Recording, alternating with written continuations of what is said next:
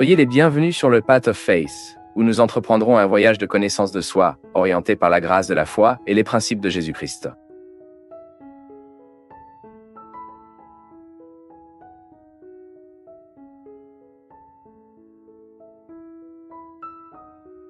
Au moins 3 rois sont mentionnés dans la Bible avec le nom Darius, ou Daril.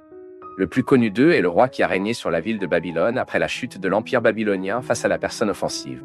Ce roi s'appelle Darius, ou Peur, et c'est pendant son règne que le prophète Daniel a été jeté dans la tombe des lions. Darius serait né dans environ 601 ou 600 avant JC, car lorsque Babylone est tombée en 539, son âge était de 62 ans.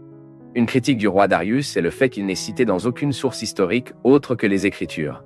Et à cause de cela, son existence réelle a été remise en question par beaucoup de gens. De plus, il n'y a aucun dossier historique d'un roi qui a régné entre les règnes de Nabonido, Belshazzar et Cyrus de Perse.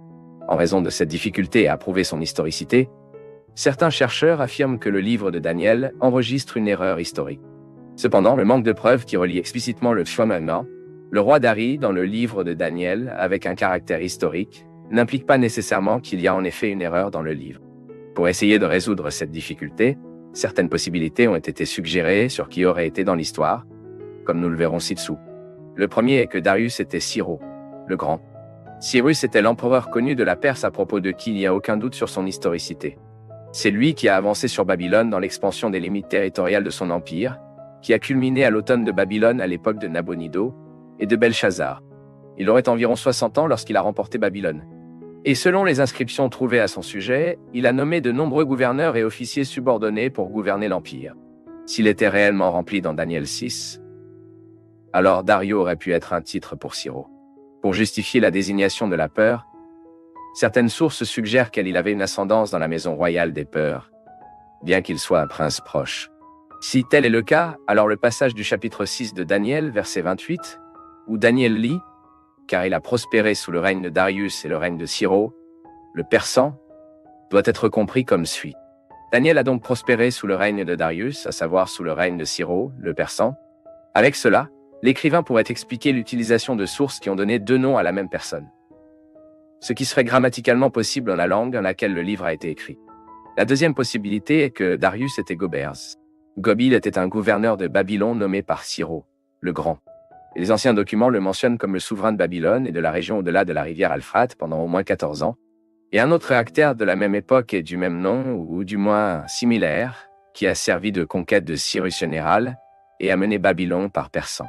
Selon la chronique de Nabonido, ce personnage il est décédé des semaines après la conquête de Babylone. Certains ont suggéré que Dario avait peut-être été les derniers Gobres et qu'il y a une erreur possible dans la chronique de Nabonido qui atteste de sa mort, qu'il y a peut-être une confusion dans l'interprétation et que les 2 Gobes sont en fait une seule personne et qui correspond au Darius de Daniel. Le livre de Daniel enregistre des informations importantes sur le gouvernement de Dario, dont nous pouvons souligner. Dari avait le titre de king, il avait le pouvoir de nommer des gouverneurs subordonnés à lui, et le prophète Daniel en faisait partie.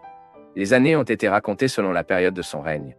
Si Darius était le subordonné de Gobil à Cyrus, ces informations ne représentent aucun type de conflit. Pourquoi? Dans le livre de Daniel, Belshazzar s'appelle King, bien qu'il soit correctif avec Nabonido. Cela rend possible la désignation de Darius en tant que roi.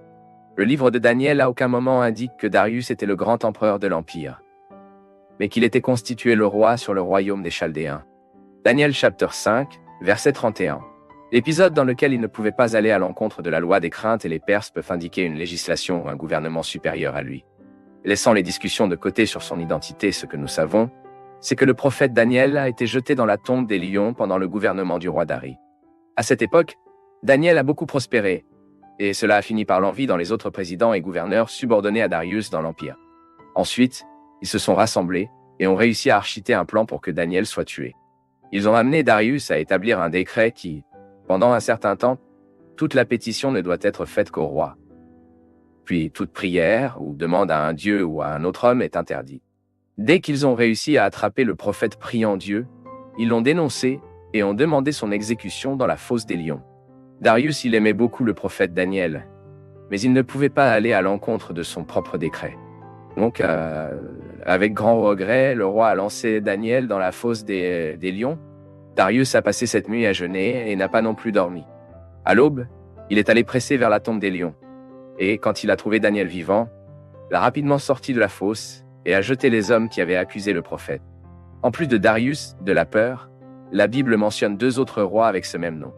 Le premier est Darius, le Grand, également appelé Darius. L'autre est Darius II, souverain de Perse et Babylone entre 423 et 408 avant J.C.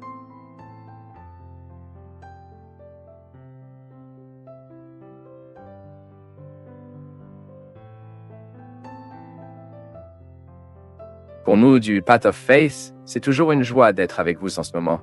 Partagez vos perceptions sur le sujet d'aujourd'hui dans les commentaires, montrez votre soutien en aimant la vidéo et aidez à la partager en l'envoyant à vos amis. Abonnez-vous à la chaîne pour rester connecté avec nous et recevoir nos nouvelles vidéos.